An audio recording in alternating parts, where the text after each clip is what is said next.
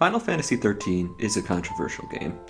It's not necessarily controversial in the fact that a lot of people tend to see it as either one of the best games that's ever created or one of the worst. It's more along the lines of people kind of see it as, like, obviously the worst Final Fantasy game to, oh, maybe that's a little bit underrating it. It's still kind of good and kind of fun. I think there will be a few people that probably disagree with me and say that it's one of the best games, but they probably played it as like one of their first games growing up. There are already a lot of videos out there on the internet that you can find discussing the strengths and weaknesses of this game, but after playing it myself, I don't feel like they perfectly cover everything that I want to talk about, so I'm kind of making this short video here today. So by the end of this video, I kind of want to go over the things that I think the game does really well, and go over the things that I think it doesn't do quite as well, and I want to end with, if they were to make like an HD version on the PS5, PC, kind of like a new updated version of this game, what kind of small changes they could make that I don't think would cost the development team a lot of money to make it kind of a smoother, overall better experience. Just kind of little things where you can mix numbers around that I don't think would be very hard to program in.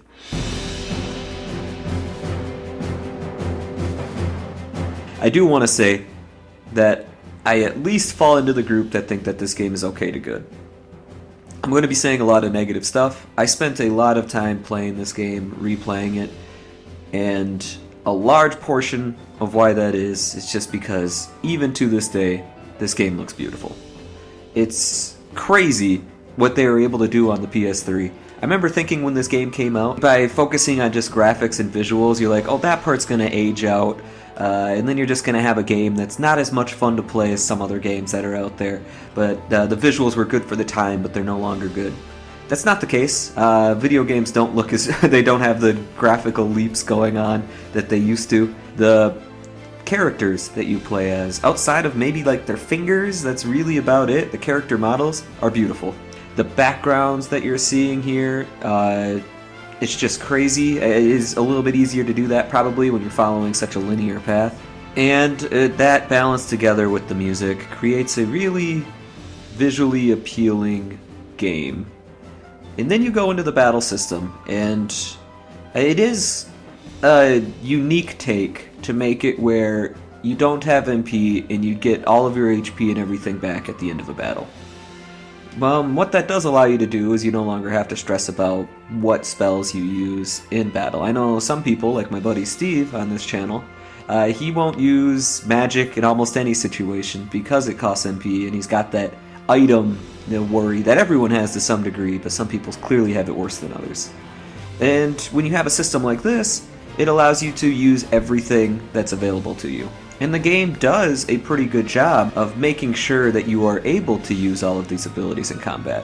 Whether that is using debuffs like you're poisoning enemies, you're making sure that they take more damage or they do less damage. Like they just kind of have their debuff class and their buff class, and normally in like a Final Fantasy game you like the buff class quite a bit more, because the debuffs tend to not work on bosses. So it's like, yeah, sure, you can poison, but like it's barely ever gonna work. So the game does a really good job of encouraging you to use these types of things. So I do have to quickly talk about the ranking system that's in this game. They want to encourage players to go through fights quickly. Players are naturally already encouraged to go through fights quickly. That's just kind of what you're trying to do in any RPG or game. You're trying to go through these fights as quickly as possible while using as less resources as possible. But in this game, you don't really use resources outside of the few items that you have. So I don't know if it's entirely needed, but I can certainly see where the developers were going for when they added in a system like this. One of the problems I have with it is that they kind of did it with an automated system of like, well, this is your stats, this is what the enemy is, so you should be able to beat them in this amount of time. There are instances where if you level up your character in a way that you will go into fights and you can do everything perfectly, and assuming you don't get like a surprise attack or something, you cannot get the 5-star ranking. So it doesn't work perfectly for that way, and I just, as a person, don't like ranking systems. I kind of feel like if you beat the game, that's kind of a reward enough. Again, I understand based on you being able to technically beat the game with a really boring Sentinel, Healer, and Attacker build, that they'd want some extra encouragement here. But I really don't really care for the ranking system in this game with how simplified it is. And I'm not a huge fan of the ranking system existing after battle to begin with in any of these games. And the other aspect that you'd mainly look forward to in a JRPG is how is it that you're leveling up your character. They have a similar system here to what they have in Final Fantasy X, where they give you a few options on which direction you want to go. They do limit you in certain parts of the game, which is a questionable choice to try to keep the balance up. In a JRPG, I don't think the balance matters quite as much. You kind of like having overpowered characters sometimes if you choose to grind and do so. But for the most part, if you're not grinding enemies over and over and over, you're never going to reach that, or maybe if you do reach the cap, it's like right before it expands anyways. So it's not really too big of a deal that they block you off in that way. But they do give you a little bit of freedom with the level up system, which again just looks beautiful. From a visual design, the menus, they did a crazy good job. And I think it does offer enough of player choice here, especially later on where you do kind of get not just the 3 roles for each character, which does make you wonder which character you want to use in the party, which is a cool choice. But then you also get everybody gets access to different roles, and at the end of the day, even when you max everyone out, there's still going to be abilities that some characters know that other characters don't. Their stats are going to be different. How those abilities are used is going to be different. So you get a lot of choice here of trying to figure out that aspect. The other aspect of how it is that you can build your character is through the upgrade system. And this one isn't as good. So it does give you the option of like all these different weapons. They all have pretty similar stats with like some minor differences. And then you can choose which one you want to level up, either based on the stats of what they will be, which you really don't know without looking up a guide. I mean, you can take a guess with some of them. This one's a high magic one and probably have high magic, but sometimes you'll be surprised with what those stats are once they finally get totally maxed out. Or the other option would be because of the ability that's on the weapon. Most of the time, the ability that's on there is a very minor thing. It's nice debuffing on Vanille's weapon, but for the most part, it's just not that huge of a deal in the grand scheme of things, but you get that little bit of versatility that way. The problem is, upgrading these weapons sucks, almost in every aspect. If you want to upgrade a weapon early on, one, that's a bad idea because the game constantly has you swapping around different characters. If you can, you'd want to upgrade accessories because accessories can be taken off of the character before you think you're about to switch characters, or if you know the game. Maybe you can save frequently and you can kind of time that out so you can have crazy high attack on everybody through the accessories or crazy high magic. That's just a better way to do it. But also, the amount of supplies that you get, even like at the halfway point of the game, it really isn't enough to fully experiment and check out everything. You'd have to think far more carefully about what it is that you're upgrading, and I don't think that works in the way that it should. Because now when you have to fully think about each upgrade that you spend, because you don't get a lot of money to buy upgrades, you don't get a lot of upgrades from just fighting enemies, you're kind of either looking up a guide and following a linear path, or you're just kind of ignoring it until you get to the end of the game. If you're doing like a blind playthrough, you're probably not too interested in doing it. And to tell you the truth, you don't need to, so it's just kind of like an extra benefit. But if that's one of the main systems to choosing how it is that you level up your character, you're already limited on supplies and how to do it. And, of course, when you are, or if you're not following a guide, you're going to have a terrible time using this upgrade system. So you have to use kind of natural resources to get it to ×3, and then you get like one instance of trying to put all the XP you can in there to keep the ×3 bonus before you have to put more natural resources in there. So when you're trying to save money, you want to just max out the weapon from 1 ×3. And again, your money's very limited, so you kind of want to make sure you do this right. But you don't know how much XP you need. So unless you're looking at a guide telling you exactly how much XP you need, you're just taking a shot and maybe saving a lot to go back. It's just like, okay, 9 was too much, 8 was too much, 7 was too much, or you start with 4, it's just like, okay, well, it's not maxed out yet. Terrible system here. It's difficult to imagine why they wouldn't just have a system that tells you the max XP it takes to completely level up a weapon or an accessory. which overall creates a more linear experience, not just in the world map, which is kind of when you think of how linear Final Fantasy XIII is. It creates a more linear experience of how it is that you're going to level up your character. There are also a few nitpicky things that I do need to bring up about the battle system itself. So, in Final Fantasy X, 9, 7, not as much 8 because the magic's you don't want to use magic ever in 8. But in most Final Fantasy games, when you get the next tier, say you have a fire spell, and when you get the next tier of fire spell, and it's Fire or Fire 2, depending on how early these games are, you would then typically get pretty darn excited because now you have a spell that's doing monumental damage compared to your attacks and compared to everything else that's going around it. Far more than you would fire. This game doesn't have MP, so naturally they would need to balance it differently. And I don't entirely hate the way that they do it. They have like a spell Rune and Runga for the commando, where it works kind of like attack and blitz, where if you're attacking multiple enemies, it's better to use like the blitz attack in some instances. Or Runga, it hits almost everybody, it's a huge range. They kind of do the same thing with Fire and Fireга here.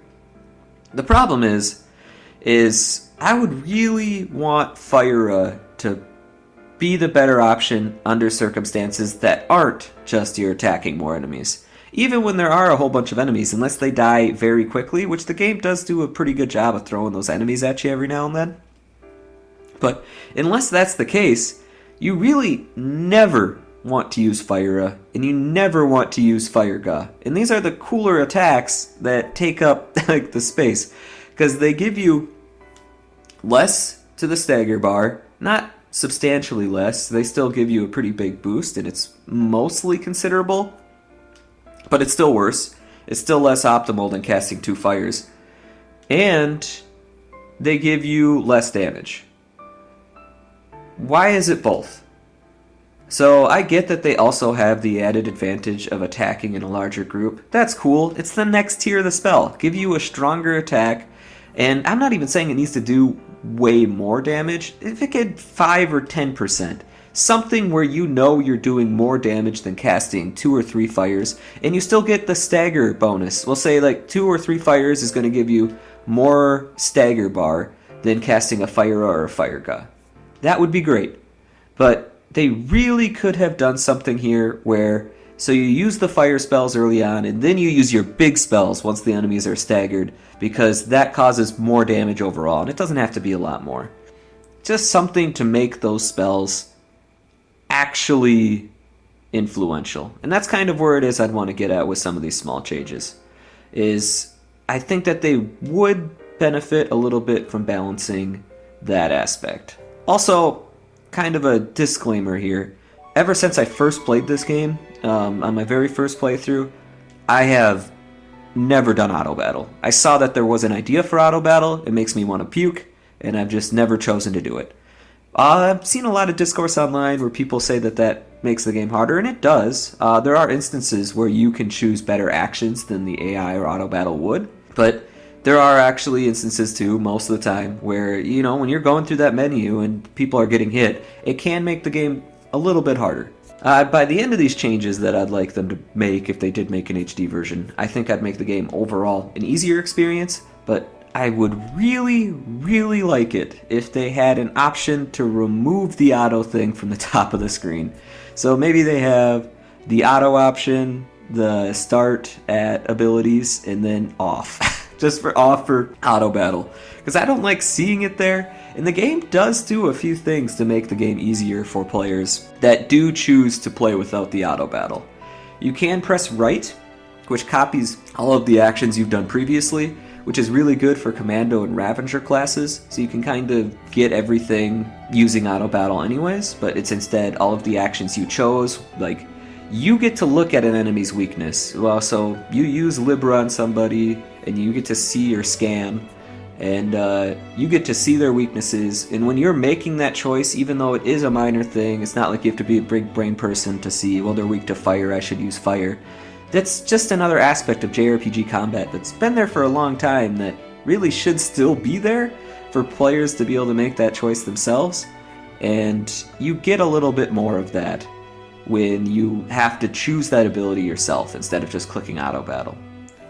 Another thing that they could do here is, and they did that in sequels, so I think they would agree with me if they're the developers, is they could make it where you can swap through your characters, and if your character dies, it just swaps to the next one.